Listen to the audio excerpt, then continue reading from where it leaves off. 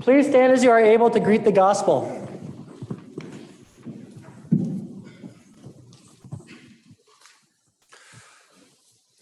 The Holy Gospel according to St. John, the first chapter. In the beginning was the Word, and the Word was with God, and the Word was God. He was in the beginning with God, and all things came into being through him, and without him not one thing came into being. What has come into being in him was life, and the life was the light of all people. The light shines in the darkness, and the darkness did not overcome it. There was a man sent from God whose name was John, and he came as a witness to testify to the light so that all might believe through him. He himself was not the light, but he came to testify to that light. The true light, which enlightens everyone, was coming into the world. And he was in the world, and the world came into being through him, yet the world did not know him. And he came to what was his own, and his own people did not accept him. But to all who received him, who believed in his name, he gave power to become children of God, who were born not of blood or of the will of the flesh or of the will of man, but of God.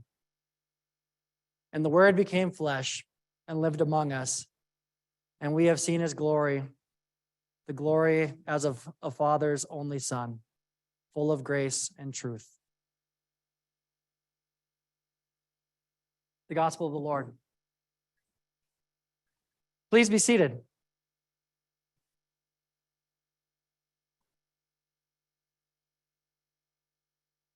Today, we are doing a little bit of a different kind of a version of stuff. We are going to be looking at this gospel story from a little bit different perspective. Come on up, Don. So I've got my two angels here. Senior angel or senior angel, you're angel 1, angel 2. And we're going to look at the Christmas story from an angel's perspective. So I just encourage you to just tune into the story and listen.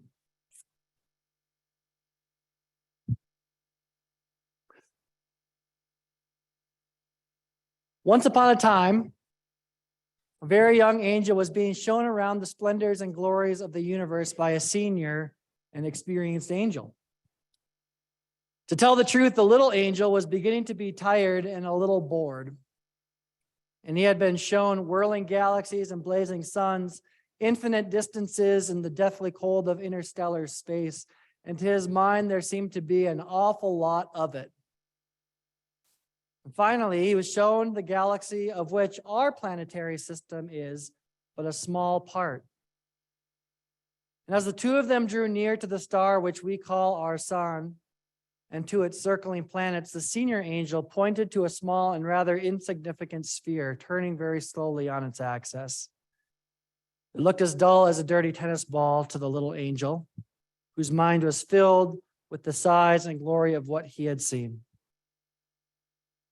I want you to watch that one particularly. Well, it looks very small and rather dirty to me. What's special about that one? That is the visited planet. Visited? You don't mean visited by... Indeed, I do. That ball, which I have no doubt looks to you small and insignificant and not perhaps over clean, has been visited by our young Prince of Glory.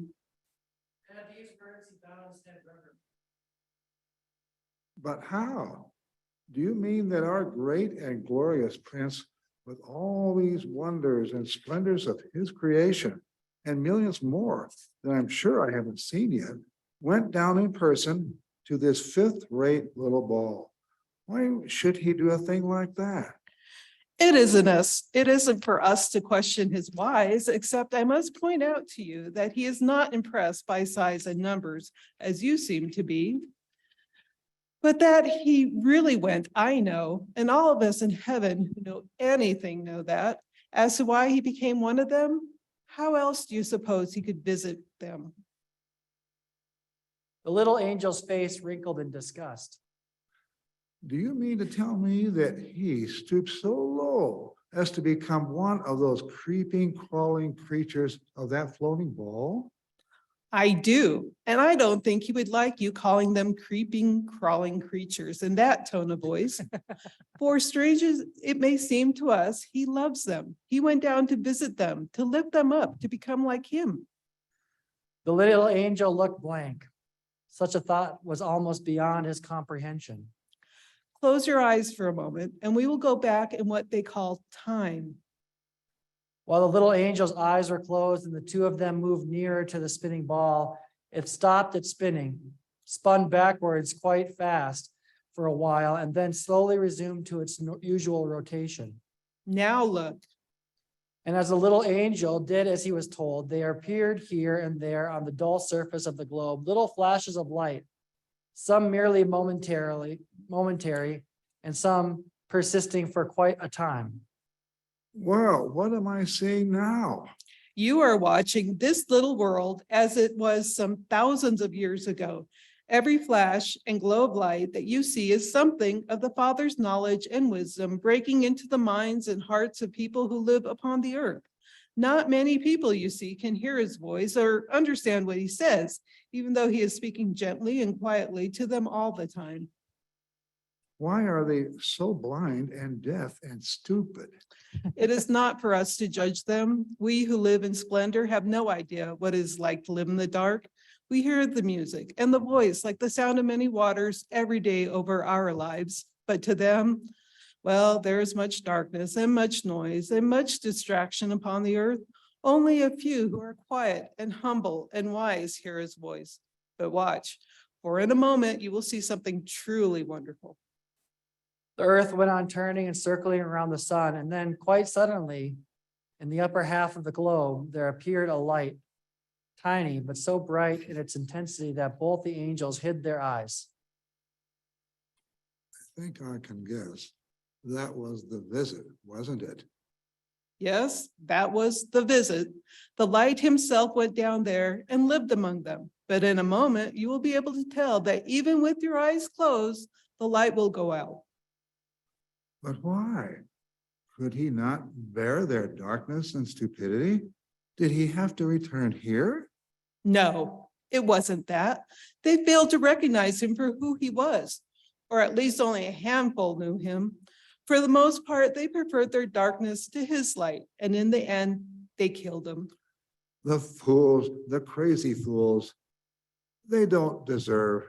Neither you nor I, nor any other angel knows why they were so foolish and so wicked. Nor can we say what they deserve or don't deserve. But the fact remains, they killed our Prince of Glory while he was man amongst them. And that, I suppose, was the end? I see the whole earth has gone black and dark. All right, I won't judge them, but surely that is all they could expect? Wait, we are still far from the end of the story of the visited planet. Watch now, but be ready to cover your eyes again. In utter blackness, the earth turned around 3 times, and then there blazed with unbearable radiance a point of light. What now? They killed him all right, but he conquered death. The thing most of them dread and fear all their lives, he broke and conquered.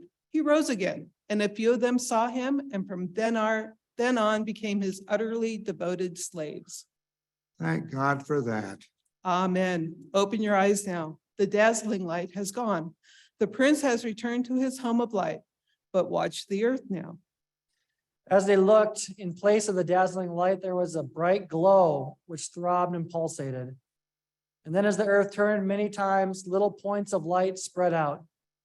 A few flickered and died, but for the most part, the lights burned steadily. And as they continued to watch, in many parts of the globe, there was a glow over many areas.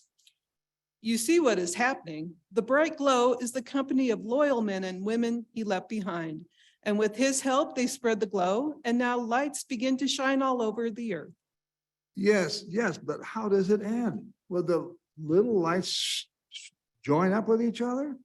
Will it all be light as it is in heaven? We simply do not know. It is in the Father's hands. Sometimes it is agony to watch, and sometimes it is joy unspeakable. The end is not yet, but now I'm sure you can see why this little ball is so important. He has visited. He has worked out his plan upon it.